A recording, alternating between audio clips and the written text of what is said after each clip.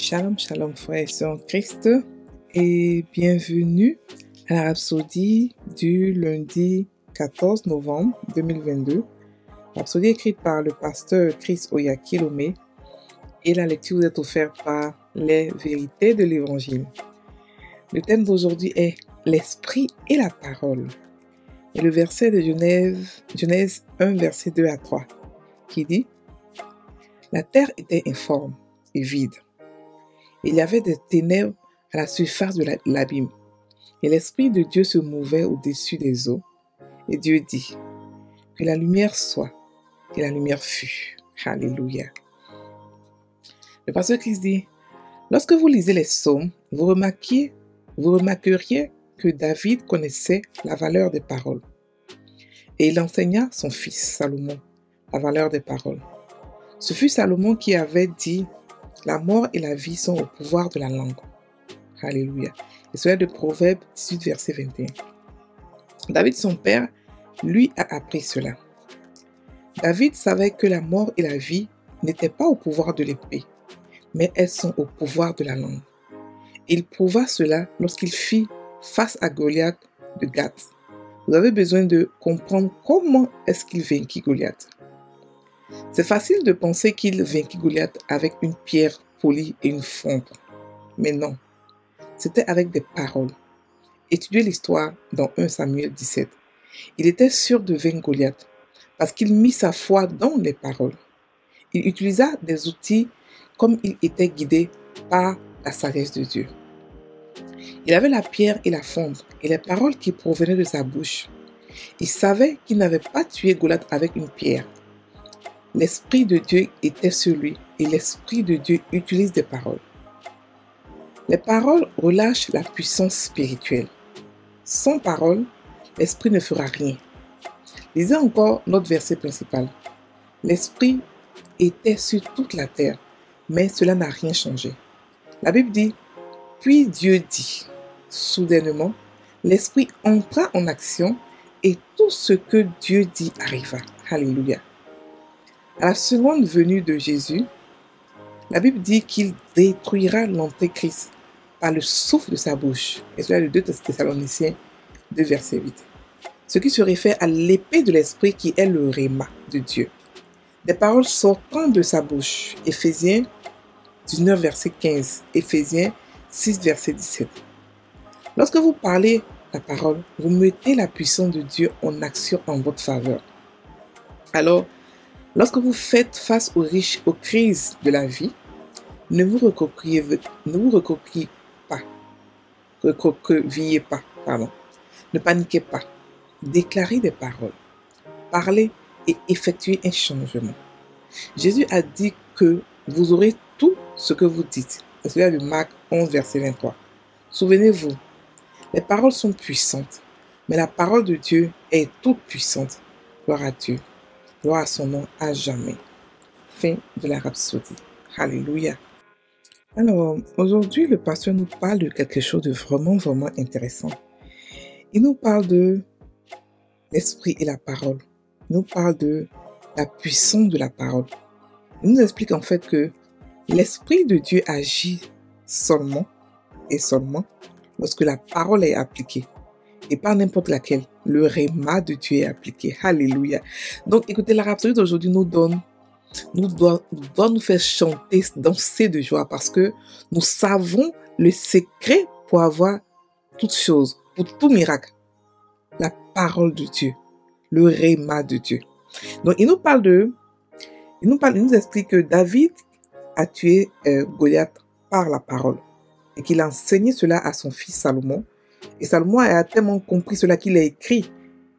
Il a écrit dans le Proverbe que la mort et la vie sont au pouvoir de la langue.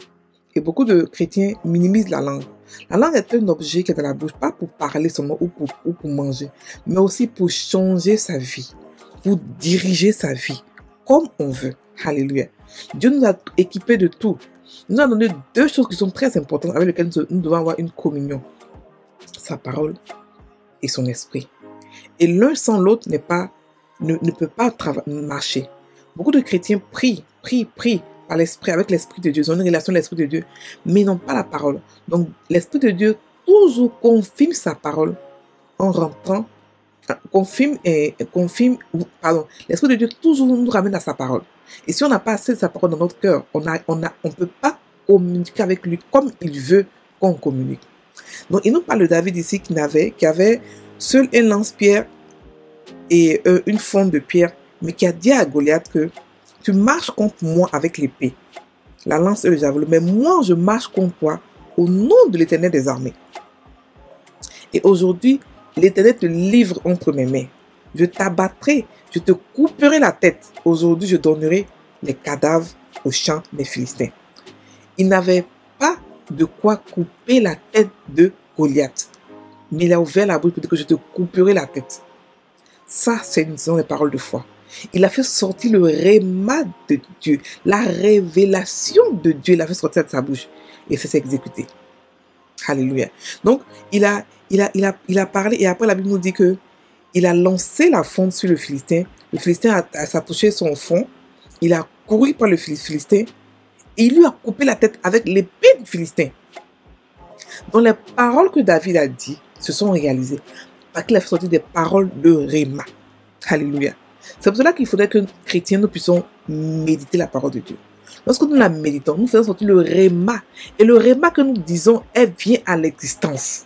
Le réma que nous sortons, que nous créons, qui est inspiré par Dieu, elle vient à l'existence. Ce n'est pas le logo. Le logo, c'est la parole écrite. La parole blanche ou noire comme dans la Bible, non. Mais derrière cette parole, il y a une autre parole qui est la révélation cachée de la parole. Et cela, elle sort par le réma ou par l'étude de la parole. Par la méditation ou par l'étude de la parole. Elles ne sont pas comme ça. Elles sortent pas. Quand c'est les secrets que Dieu vous donne, que vous passez du temps avec la parole. Elles sortent pour montrer, voici ce que en fait je veux dire. Et cette rima-là, c'est celle-là qui nous donne la victoire. C'est celle-là qui est notre épée. C'est celle avec laquelle on peut tout faire. On peut découper tous les plans de Satan et avoir le pouvoir sur toutes les circonstances. Alléluia. Et le pasteur nous explique ici, comme même au commencement, Dieu a fait tout dans sa parole. Il a dit que la terre était informe au commencement et il y avait des ténèbres à suivre de la terre.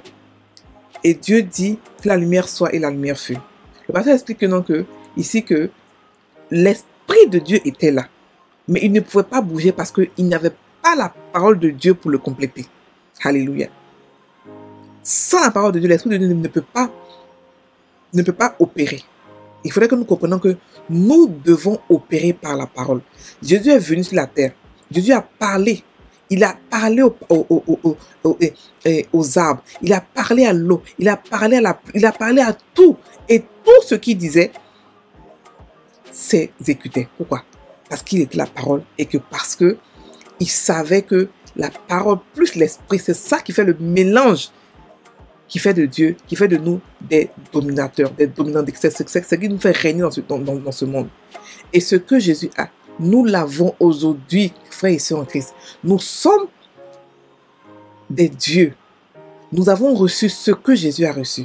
Nous pouvons nous aussi parler et ça vient à l'existence. Et c'est ce que nous faisons. Donc, entraînons-nous à parler, à créer pour que ça vienne à l'existence.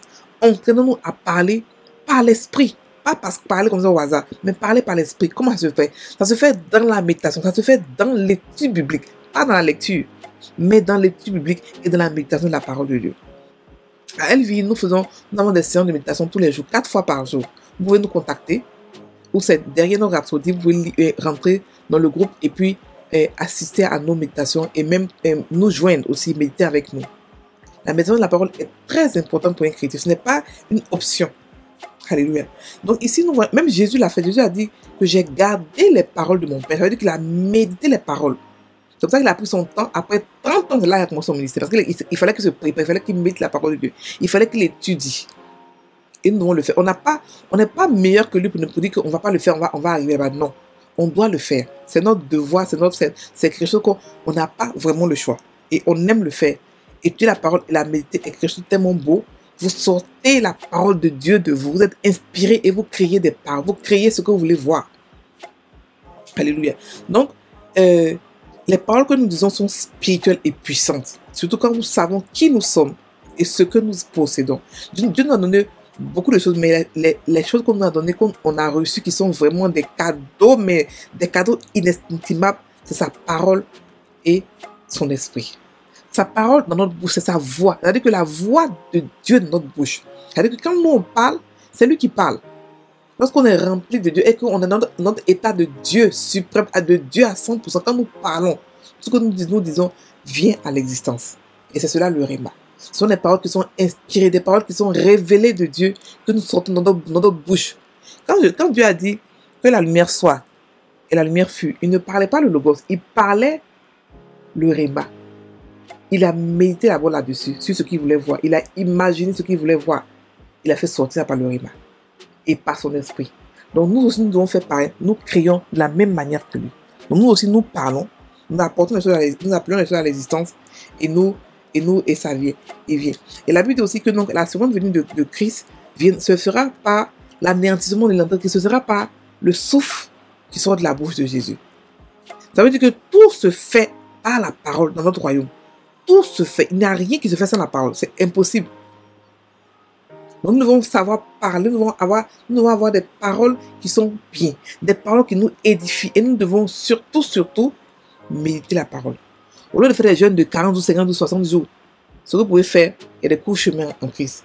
Méditez la parole. Remplissez-vous de Dieu. Faites sortir le réma de vous. Et vous allez voir comment votre vie va changer de gloire en gloire. Comment votre vie va se transformer. Il n'y a pas un problème dans ce monde qui soit trop grand pour vous. Allez dans un coin secret. Méditez la parole. Faites sortir le réma. Sortez des paroles qui changent vos situations. Vous avez le pouvoir. Nous avons tous ce pouvoir-là. Donc, frères et sœurs, ne vous découragez pas. Vous avez le pouvoir en vous de changer n'importe quelle situation. Donc, changez-les. Changez-les. Alléluia.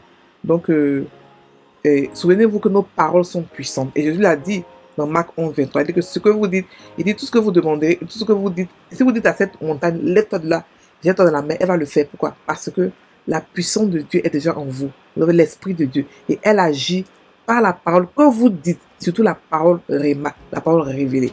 Alléluia. On va maintenant faire la confession. Mes paroles relâchent la puissance spirituelle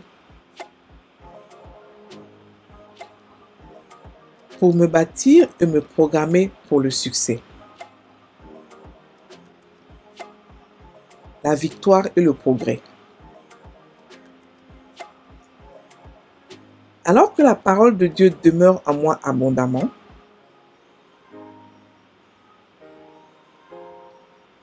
à travers l'étude et la méditation, je proclame des paroles pleines de foi, mettant la puissance de Dieu à l'œuvre en ma faveur, traçant mon chemin dans la vie.